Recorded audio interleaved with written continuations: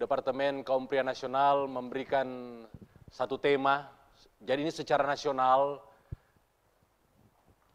The Unshakable Man.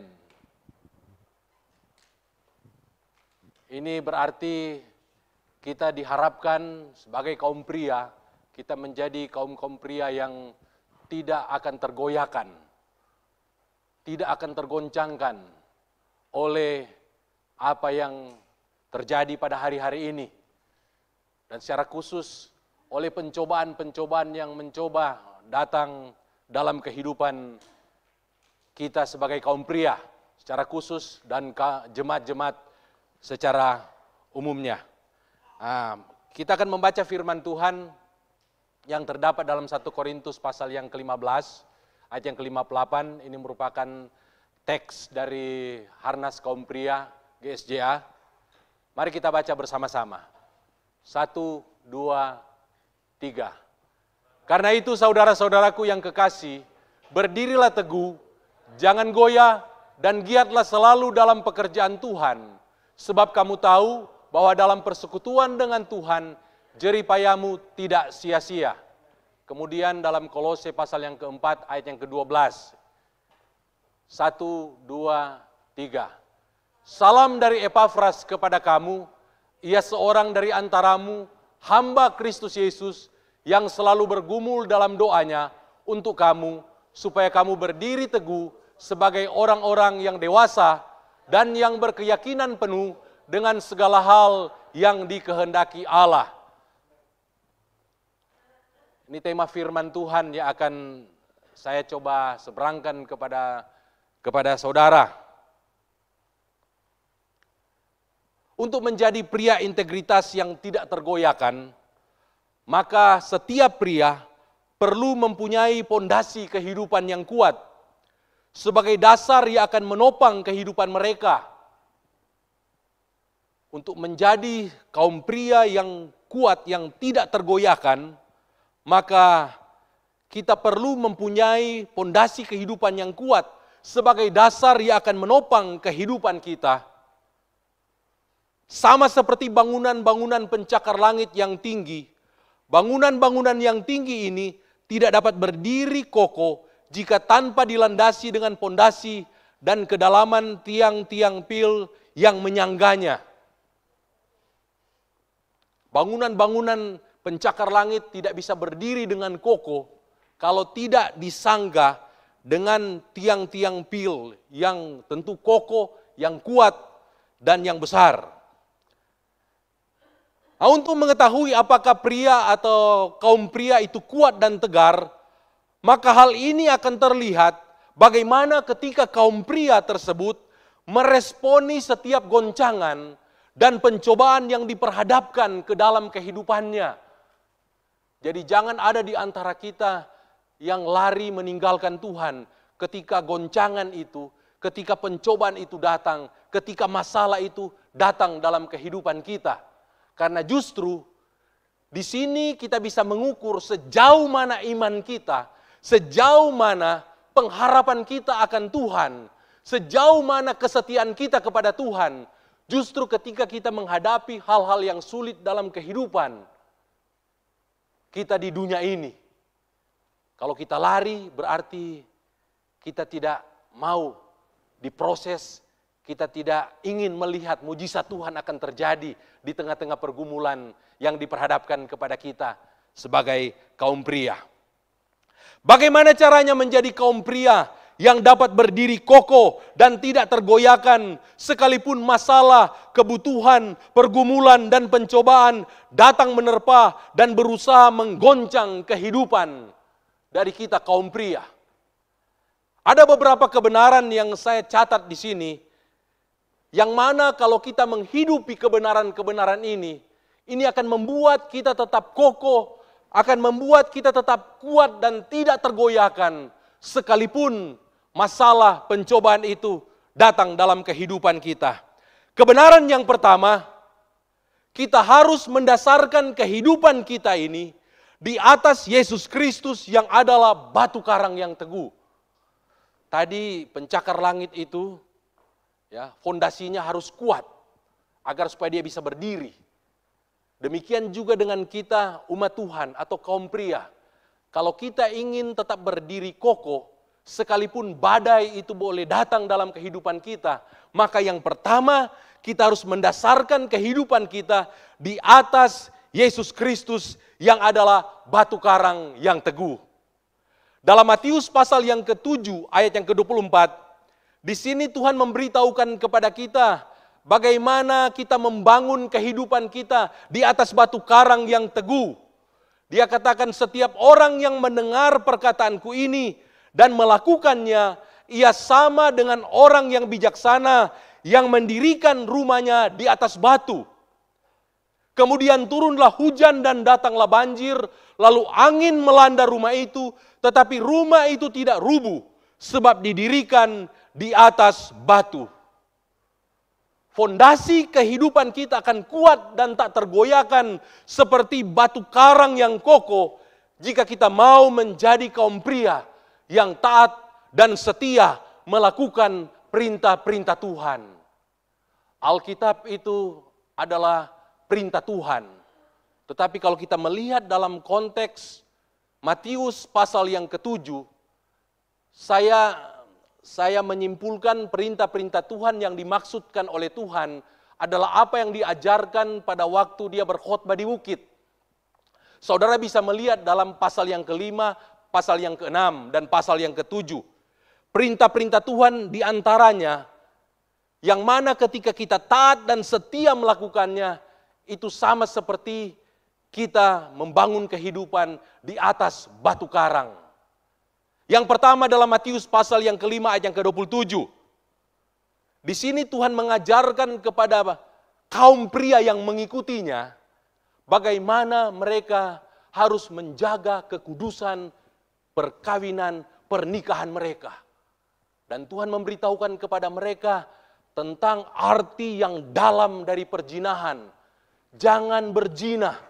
Kalau pada waktu itu mereka menganggap perzinahan hanya persetubuhan dari seorang atau dua orang yang bukan suami istri, maka itulah perzinahan. Tuhan mengajarkan kepada murid-murid dan Tuhan mengajarkan kepada kita kaum pria, kalau seorang pria melihat wanita lain dan mengingininya di dalam hatinya, maka dia telah berzina dengan wanita itu. Tuhan mengajarkan kepada kita jangan berzina. Dan dosa ini harus dicegah dari dalam hati kita. Harus dicegah dari dalam mata kita.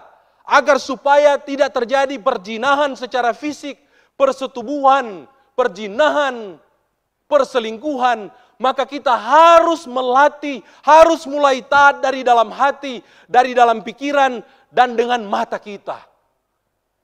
Kalau kita ingin menjadi kaum pria yang kokoh, seperti batu karang, kita harus kalahkan yang namanya dosa perzinahan. Amin.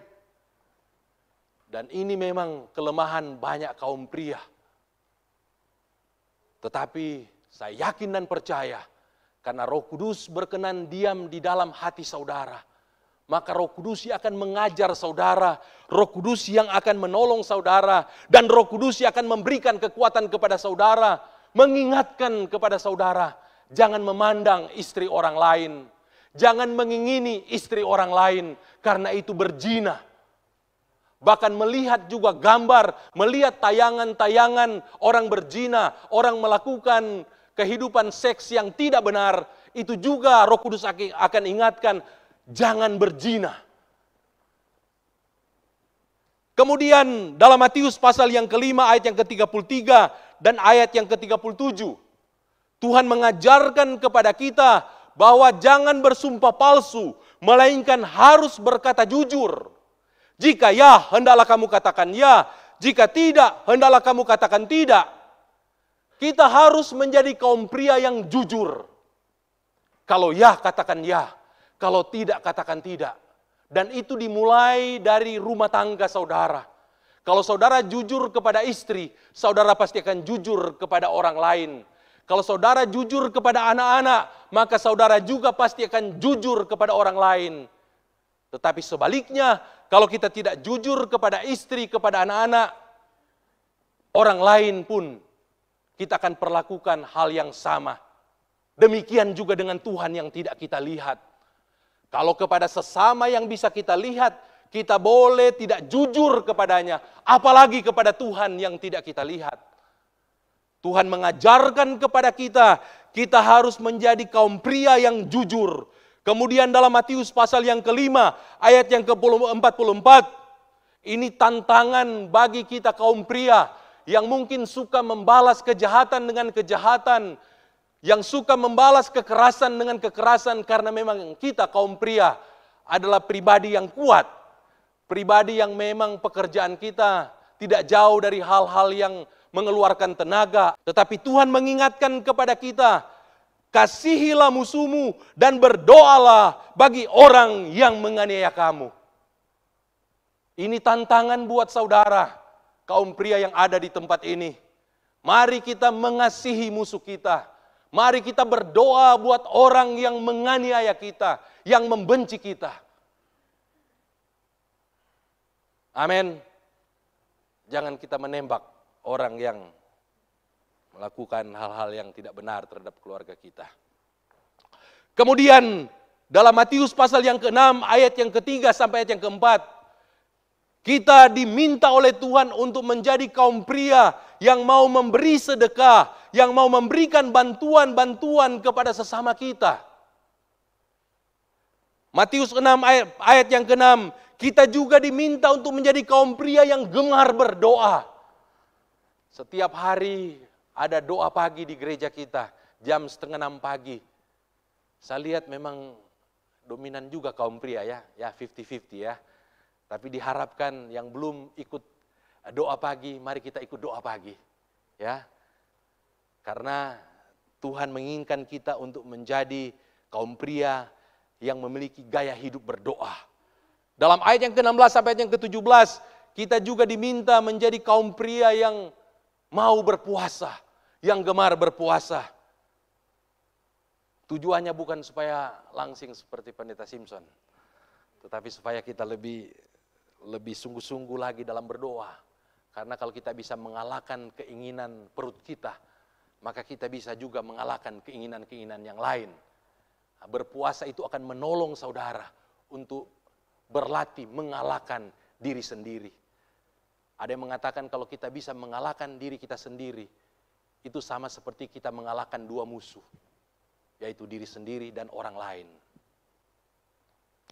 Kemudian dalam Matius pasal yang ke-6 ayat yang ke-20, agar supaya kehidupan kita dibangun di atas batu karang yang teguh, dan landasan fondasi kehidupan saya dan saudara itu dilandaskan kepada batu karang yang teguh, maka dalam ayat yang ke-20 kita diminta untuk menjadi kaum pria yang suka mengumpulkan harta di sorga. Jangan kita menjadi kaum pria yang lebih suka memberi kepada mungkin perkumpulan kita yang rame-rame. Kalau patungan kumpul duit mungkin untuk berpesta cepat kita lakukan. Atau untuk membeli hal-hal yang merusak tubuh kita cepat karena mungkin dilihat oleh orang lain, ya kan? Tapi waktu kita memberi persembahan, memberi persepuluhan, banyak perhitungannya. Karena tidak dilihat oleh gembala, tidak dilihat oleh Pendeta Simpson, dan dia pikir Tuhan kan jauh. Tuhan tidak melihat.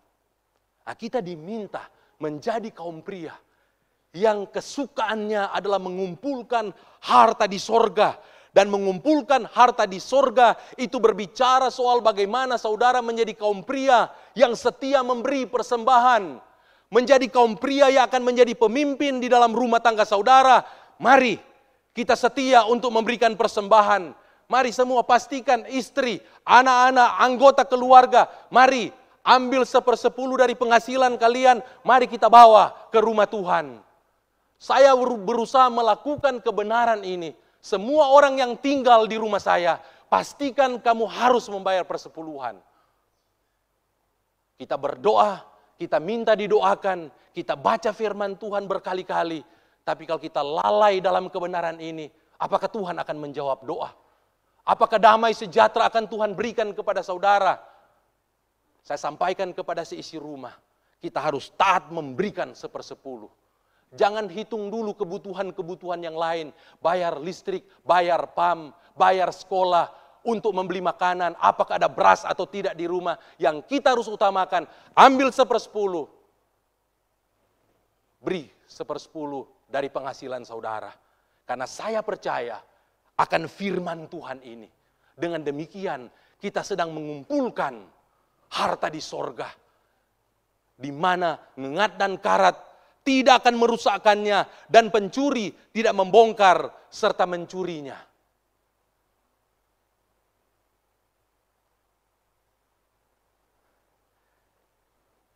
Tetapi jika kaum pria tidak mau menjadi pribadi yang taat kepada perintah-perintah Tuhan yang saya sampaikan ini, maka ketika masalah pencobaan datang, maka kehidupan kita akan goyah. Karena pondasi kehidupan kita bukan terbuat dari batu karang, melainkan dari pasir. Kalau kita tidak menjadi kaum pria yang suka memberi, yang suka mengumpulkan harta di sorga, maka kita diibaratkan sedang membangun kehidupan kita. Bukan di atas batu karang, bukan di atas dasar firman Tuhan, tetapi di atas pasir. Firman Allah berkata, tetapi setiap orang yang mendengar perkataanku ini dan tidak melakukannya, ia sama dengan orang yang bodoh yang mendirikan rumahnya di atas pasir. Saya mohon maaf, ya.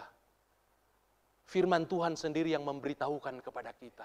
Kalau kita tidak taat firman Tuhan, sekalipun saudara profesor, sekalipun saudara paling pinter, IQ-nya 300. Tapi Alkitab berkata, orang yang tidak mengumpulkan hartanya di sorga, dia orang bodoh.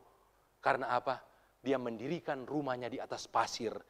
Di mana ketika turun hujan dan datanglah banjir, melanda rumah itu. Ketika persoalan-persoalan saudara datang seperti banjir yang melanda rumah yang didirikan di atas pasir, firman Allah berkata, rubuhlah rumah itu dan hebatlah kerusakannya. Firman Tuhan yang memberitahukan kepada kita. Tetapi marilah kita menjadi orang yang bijaksana. Orang yang bijaksana adalah dia mengutamakan firman Allah. Orang yang bijaksana bukan mengutamakan kepentingan diri sendiri. Bukan mengutamakan apa yang akan dia makan, minum, dan pakai. Tetapi dia mengutamakan, mendahulukan kerajaan Allah dan kebenarannya. Salah satu di antaranya, saya harus memberikan persembahan, mengambil 1/10 dari penghasilanku. Aku harus persembahkan itu kepada Tuhan. Itu yang paling pertama. Karena firman Allah berkata, itu harus dibawa di rumah Tuhan. Karena hamba-hamba Tuhan hidup daripada kesetiaan dan ketaatan saudara. Amin. Kalau saudara taat memberi, taat memberikan 1/10 daripada penghasilan saudara, maka itu akan menjadi kehidupan dari hamba-hamba Tuhan yang melayani. Dan bukankah saudara akan bersuka cita ketika melihat hamba-hamba Tuhan juga bersuka cita? Amin. Dan saya percaya, bukan hanya doa kita kepada kepada Tuhan untuk jemaat-jemaat yang setia yang akan didengarkan oleh Tuhan. Tetapi sebelum kami berdoa, Tuhan sudah berjanji, ujilah aku akan membuka tingkap-tingkap langit berkat-Ku, mencurahkan berkat secara berkelimpahan dalam kehidupan setiap orang yang taat. Kebenaran yang kedua, agar supaya kita menjadi kaum pria yang tidak tergoyahkan oleh pencobaan, oleh penderitaan, oleh masalah yang akan terjadi dalam kehidupan ini. Kita harus menjadi kaum pria yang rendah hati, sama seperti Epafras. Menjadi kaum pria yang rendah hati. Dalam Kolose pasal yang keempat ayat yang ke-12, di sini menceritakan atau Rasul Paulus menyaksikan tentang seorang kaum pria yang bernama Epafras. Epafras ini dia diperkirakan adalah salah seorang yang percaya kepada Tuhan Yesus ketika Rasul Paulus memberitakan Injil di Efesus. Firman Allah berkata, hampir 2 tahun, kurang lebih 2 tahun Rasul Paulus memberitakan Injil di Efesus dan seluruh Asia mendengarkan tentang Injil. Dan kemungkinan besar Epafras ini percaya melalui pelayanan penginjilan daripada Paulus ketika di Efesus. Dan dia dengan digerakkan oleh Roh Kudus, dia dengan diberdayakan oleh Roh Kudus, dia pergi ke Kolose, kemudian dia mendirikan jemaat-jemaat yang ada di kota Kolose. Sehingga ketika dia dari Kolose, dia memberikan kabar kepada Rasul Paulus, dia menceritakan tentang pergumulan-pergumulan, tentang persoalan-persoalan, tentang ajaran-ajaran palsu yang ada di kota Kolose, tentang ajaran-ajaran yang merendahkan Yesus, tentang ajaran-ajaran yang mencampur adukan antara ajaran yang benar dan ajaran yang palsu. Maka Rasul Paulus menuliskan surat kepada jemaat yang ada di Kolose berdasarkan informasi dari Epafras. Dan Epafras ini dipakai oleh Tuhan. Sebagai kaum pria dia bukan hanya percaya kepada Tuhan Yesus. Dan dia tidak melakukan apa-apa. Tetapi justru dengan diberdayakan oleh Roh Kudus, dia pergi memberitakan Injil dan mendirikan yang namanya gereja di Kolose. Dan bukan hanya dia mendirikan gereja yang ada di Kolose, tetapi Rasul Paulus memberitahukan kepada kita bahwa dia menjadi hamba Tuhan yang rendah hati.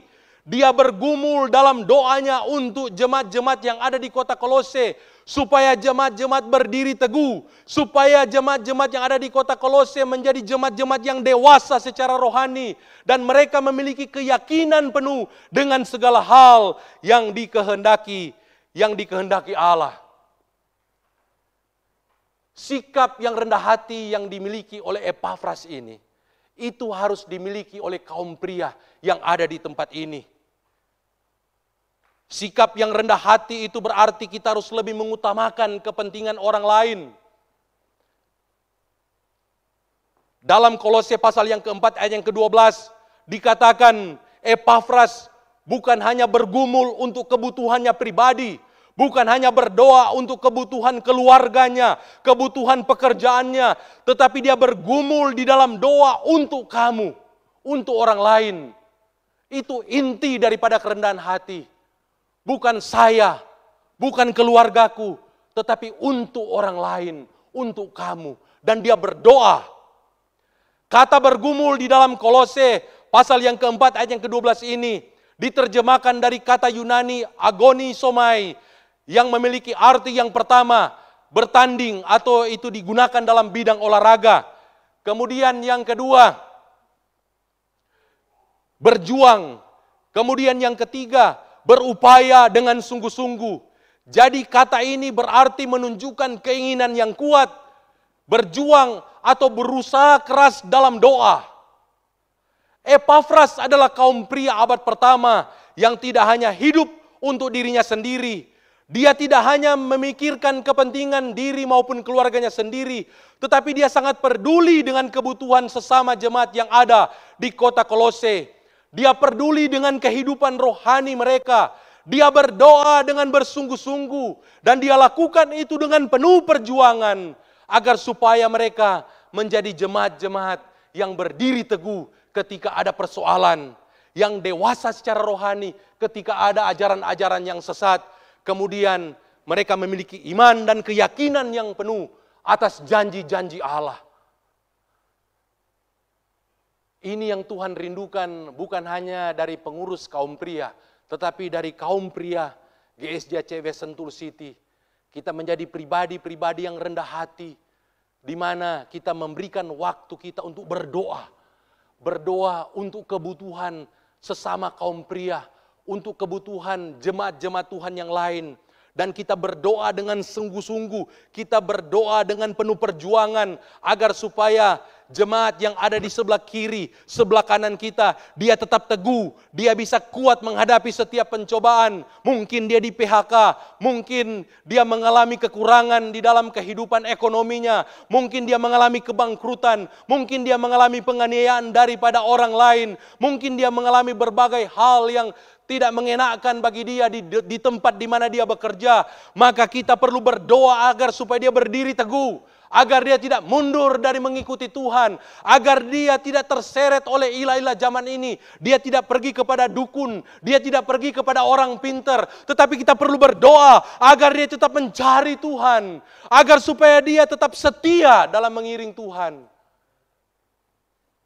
Dan kita berdoa agar supaya mereka yang ada di sebelah kiri dan kanan kita, dia juga menjadi murid Kristus yang akan menjadi dewasa secara rohani dan tetap memiliki iman dan keyakinan yang penuh atas apa yang menjadi janji Tuhan dalam kehidupannya. Dan saya percaya kalau saudara bergumul seperti Epafras kepada jemaat-jemaat yang ada di kota Kolose, kalau saudara agoni somai terhadap mereka, ketika saudara berdoa, Roh Kudus akan memberikan kepekaan kepada saudara. Karena siapakah yang akan menolong orang-orang yang kesukaran, orang-orang yang susah, yang ada di gereja, kalau bukan orang yang mendoakan pribadi-pribadi itu. Roh Kudus hanya akan memberikan kepekaan terhadap kebutuhan orang lain, kepada kita yang bergumul, yang berdoa untuk kebutuhan orang lain. Roh Kudus yang akan menaruh dalam hati saudara, mengingatkan kepada saudara, si A, si B, kau tolong dia, tapi jangan pakai perpuluhan. Kasih dulu perpuluhan, baru beri bantuan sosial. Ya, jangan kita akal-akalan dengan Tuhan. Amin. Saudara punya kepekaan terhadap orang lain, tapi tidak pernah mendoakannya. Itu kepekaan apa itu? Kapan Roh Kudus akan berbicara? Pada waktu kita berdoa, Roh Kudus akan berbicara. Saya mau kasih satu kesaksian bagaimana ketika ada satu kebutuhan. Zaman dulu itu mau beli tiket kapal laut ya, itu mahal ya. Saya baru mulai sebagai staf di sini. Kemudian kita berdoa melayani, memberitakan Injil. Kemudian pada waktu malam doa diadakan di gereja ini, kemudian seorang ibu almarhum datang, kemudian dia berkata, Pak Pendeta, saya berdoa dan Roh Kudus katakan di dalam doa, Pak Simpson membutuhkan, jumlahnya juga diberitahukan, dan dia memberikan kepada saya sejumlah yang cukup besar pada waktu itu. Dan saya percaya, kalau kita berdoa untuk orang lain, maka Roh Kudus juga akan berbicara kepada kita, akan menuntun kita untuk kita memberikan pertolongan kepada orang lain yang membutuhkan pertolongan yang dari Tuhan, tentu melalui jemaat-jemaat Tuhan yang ada di tempat ini, yang peka terhadap suara Roh Kudus. Amin. Haleluya. Mari kita berdoa untuk kiri kanan kita. Amin.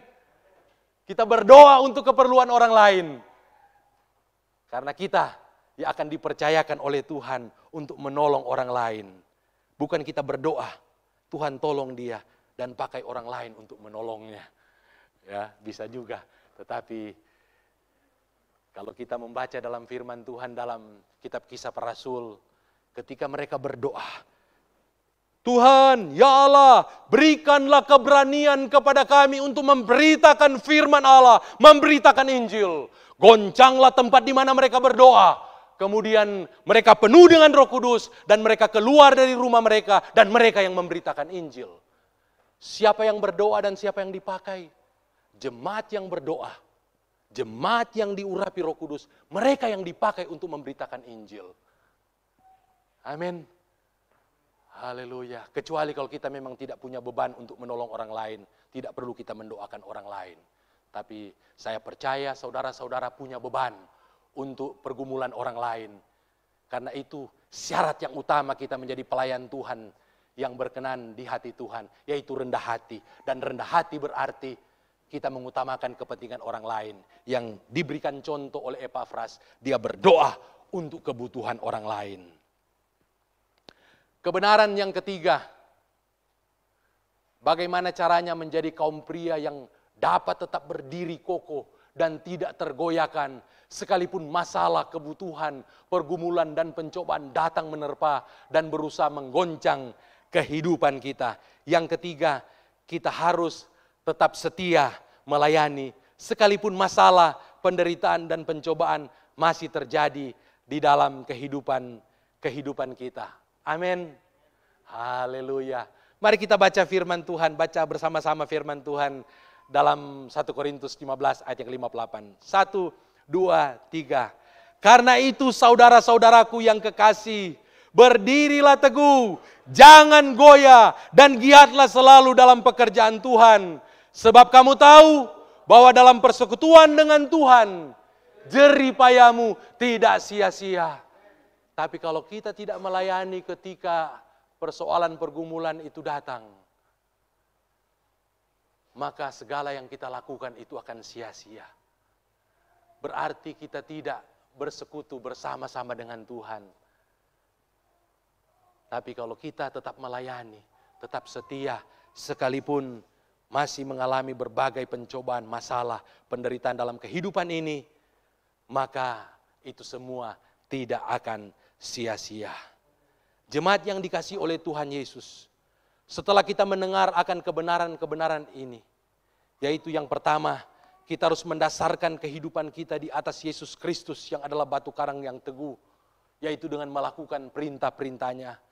Kemudian kita harus menjadi kaum pria yang rendah hati seperti Epafras. Kemudian kita harus tetap setia melayani sekalipun masalah, penderitaan dan pencobaan masih terjadi di dalam kehidupan kita. Ketika kita melakukan kebenaran-kebenaran ini, maka kita akan menjadi jemaat yang akan tetap berdiri kokoh dan tidak tergoyahkan sekalipun pencobaan itu masih ada. Dan saya percaya sebagaimana yang dialami oleh jemaat di gereja mula-mula, di mana mereka sekalipun mengalami penderitaan dan penganiayaan, akan tetapi mereka tetap kokoh imannya dan tidak tergoyahkan oleh pencobaan apapun juga. Sehingga kalau saudara membaca di dalam kitab Kisah Para Rasul, jerih payah mereka di dalam Tuhan itu tidak sia-sia. Karena firman Tuhan berkata, terjadi multiplikasi jiwa-jiwa di tengah-tengah jemaat yang ada di Yerusalem. Ketika mereka melakukan kebenaran-kebenaran ini. Firman Tuhan berkata, kalau saudara melihat di dalam Kisah Para Rasul pasal yang ke-8, dalam ayat yang pertama, bagian B dikatakan, pada waktu itu mulailah penganiayaan yang hebat terhadap jemaat di Yerusalem. Mereka semua kecuali rasul-rasul tersebar ke seluruh daerah Yudea dan Samaria. Orang-orang saleh menguburkan mayat Stefanus serta meratapinya dengan sangat. Tetapi Saulus berusaha membinasakan jemaat itu dan ia memasuki rumah demi rumah dan menyeret laki-laki dan perempuan keluar dan menyerahkan mereka untuk dimasukkan ke dalam penjara. Mereka yang tersebar itu menjelajah seluruh negeri itu sambil memberitakan Injil. Dan Filipus pergi ke suatu kota di Samaria dan memberitakan Mesias kepada orang-orang di situ. Saudara perhatikan apa yang terjadi di gereja mula-mula. Ketika mereka percaya kepada Tuhan melalui khotbah daripada Petrus, kemudian mereka beribadah, kemudian mereka memberitakan Injil, dalam pasal yang ke-8 terjadi penganiayaan dengan dipimpin oleh Saulus. Dia menutup rumah-rumah ibadah, dia menyeret orang-orang Kristen, dianiaya oleh Rasul Paulus dan dengan timnya. Tetapi apakah jemaat-jemaat mundur? Mereka berkurang ketaatan dan kesetiaan ketika mereka dianiaya oleh Saulus dan pengikut-pengikutnya. Firman Allah berkata, justru jemaat-jemaat Tuhan itu tersebar di seluruh Yerusalem, bahkan di Yudea, Samaria, dan di seluruh Israel. Mereka justru semakin setia memberitakan Injil. Bahkan mereka justru semakin setia dan taat melakukan perintah-perintah Allah. Bahkan harus berakhir dengan kematian Stefanus, Rasul Stefanus, yang dirajam dengan batu sampai mati. Dan penghukuman ini dipimpin oleh seorang yang bernama Saulus.